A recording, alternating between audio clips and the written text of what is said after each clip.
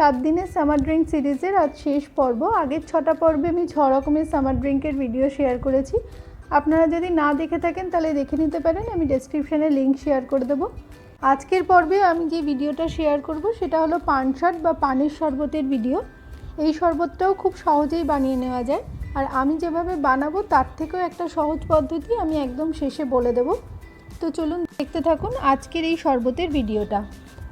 নমস্কার, সেনগুপ্তাস হোম কিচেনে আরও একবার আপনাদের স্বাগত জানাই। আপনারা যদি চ্যানেলে নতুন বন্ধু হন তাহলে আমাদের চ্যানেলটাকে একটু সাবস্ক্রাইব করে নেবেন। পানশটটা বানানোর জন্য আমি এখানে 5-6টা পান নিয়ে নিয়েছি। পানগুলোকে খুব ভালো করে ধুয়ে নিতে হবে। আপনারা পানের দোকানে গিয়ে বলবেন মগাই পান বা মিঠা পাতা পান দিতে। পানগুলোকে খুব ভালো করে ধুয়ে নিয়ে এবার পানের যে বোটার অংশটা ওটাকে কেটে নিতে হবে। আমার যেহেতু পানের বোটাটা বাবা আগেই কেটে দিয়েছিল, তাই জন্য আমি বোটার সাথে মোটা অংশটা ওইটাকে কেটে নেব। ছুরি দিয়ে সবকটা পানের এই বোটার মোটা অংশটাকে কেটে নিতে হবে। তারপর পানের পাতাগুলোকে ছোট ছোট টুকরো করে কেটে নেব। খুব ভালো করে সবকটা পানকে ছোট ছোট টুকরো করে কাটা হয়ে গেছে।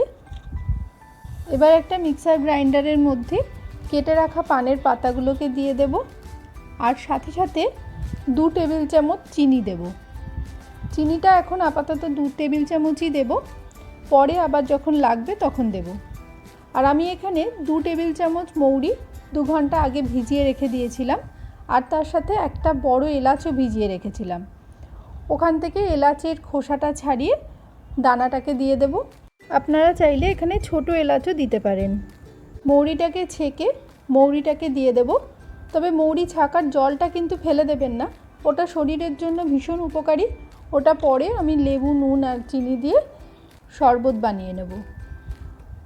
এবার মিক্সার গ্রাইন্ডারে 2টো আইস কিউব দিয়ে খুব ভালো করে এটাকে পেস্ট করে নিতে হবে। আইস কিউবটা দিলে পানের সবুজ রঙটা বজায় থাকে। দেখুন খুব সুন্দরভাবে পেস্টটা তৈরি হয়ে গেছে। আমি ওর মধ্যে অল্প মৌরির জল অ্যাড করে খুব ভালো করে পেস্ট করে নিয়েছিলাম। এবার এর মধ্যে গুলকান্দ অ্যাড করব। এই গুলকান্দটাও কিন্তু পানের দোকানে খুব সহজেই পাওয়া যায়। এবার এর মধ্যে আমি পুরো ভর্তি করে 1 টেবিল চামচ গুলকান্দ দিয়ে দেব। গুলকান্দ দিলে এই শরবতের টেস্টটা কিন্তু অসাধারণ লাগে, তাই এটাকে অবশ্যই দেবেন, স্কিপ করবেন না। এবার এই গুলকান্দটা দেওয়া হয়ে গেলে অল্প একটু টুটি ফ্রুটি দিয়ে দিচ্ছি। টুটি ফ্রুটিটা দিয়ে খুব ভালো করে আবারও পেস্ট বানিয়ে নিতে হবে। এখানে বলে রাখি, আপনারা চাইলে এই সময় এর মধ্যে 1-2 ফোঁটা গ্রিন ফুড কালার ইউজ করতে পারেন। আমার কাছে ছিল না তাই আমি দিইনি। গ্রিন ফুড কালারটা দিলে খুব সুন্দর একটা কালার আসে, গুলকান্দটা দিলে নইলে কালারটা একটু চেঞ্জ হয়ে যায়। আমার পেস্ট একদম রেডি। খুব সুন্দর মিহি একটা পেস্ট তৈরি হয়ে গেছে। এই পেস্টটা কিন্তু স্টোর করে রাখা যায়, ফ্রিজে টানা 1 সপ্তাহ এটাকে স্টোর করে রেখে দিতে পারেন। এবার একটা বড় বোলের মধ্যে আমি 2 টেবিল চামচ এই পেস্টটা দিয়ে দেব, আর তার সাথে সাথে 2 গ্লাস দুধ দেব। দুধটা অবশ্যই ঠান্ডা করে নেবেন ফ্রিজে রেখে। এবার আবারও আমি এর মধ্যে 1 টেবিল চামচ গুঁড়ো চিনি দেব। আপনারা চাইলে গোটা চিনি দিতে পারেন, আর মিষ্টিটা আপনারা নিজেদের পছন্দ মতো দেবেন। তবে এই পানশটটায় খুব বেশি মিষ্টি হয় না, একটা হালকা হালকা মিষ্টি হলেই ভালো লাগে। এবার এর মধ্যে আমি যেটা সবচেয়ে মূল উপাদান সেটা অ্যাড করব, সেটা হলো ভ্যানিলা আইসক্রিম। আমার কাছে ছিল তাই আমি ভ্যানিলা আইসক্রিম দিচ্ছি। আপনাদের কাছে না থাকলে আপনারা মালাইও দিতে পারেন, ফ্রেশ ক্রিমও দিতে পারেন, আর ভ্যানিলা আইসক্রিম থাকলে তো ওটাই দেবেন, ভীষণ ভালো খেতে লাগে। একদম 2 টেবিল চামচ ভরে ভরে আমি ভ্যানিলা আইসক্রিম দেব, দিয়ে খুব ভালো করে এটাকে মিশিয়ে নেব। আর ভ্যানিলা আইসক্রিমটা খুব ভালো করে মেশানো হয়ে গেলেই এই শরবতটা রেডি হয়ে যাবে। এই পানশটটা খেতে ভীষণ ভালো লাগে, আপনারা অবশ্যই বাড়িতে বানাবেন। গেস্ট এলেও এটা আপনারা দিতে পারেন। ভিডিওর শুরুতেই বলেছিলাম এর থেকেও একটা সহজ পদ্ধতি আপনাদের সাথে শেয়ার করব, সেটা এবার বলি।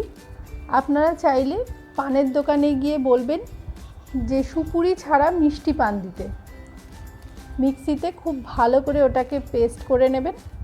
তারপর ডাইরেক্ট দুধ দিয়ে, গুঁড়ো চিনি বা নর্মাল চিনি দিয়ে আর ভ্যানিলা আইসক্রিম দিয়ে খুব ভালো করে মিক্স করে নিলেই তৈরি হয়ে যাবে এই পানশট। এটা অবশ্যই বাড়িতে বানাবেন, আর কমেন্ট বক্সে আমাদের জানাবেন কেমন লাগলো। আশা করি আজকের ভিডিওটা আপনাদের ভালো লেগেছে। যদি ভালো লাগে তাহলে একটু লাইক, কমেন্ট আর শেয়ার করে দেবেন। আপনারা যদি ফেসবুক থেকে দেখেন তাহলে আমাদের পেজটাকে একটু ফলো করে দেবেন, আর যদি ইউটিউব থেকে দেখেন তাহলে আমাদের চ্যানেলটাকে সাবস্ক্রাইব করে পাশে থাকা বেল বাটনটা টিপে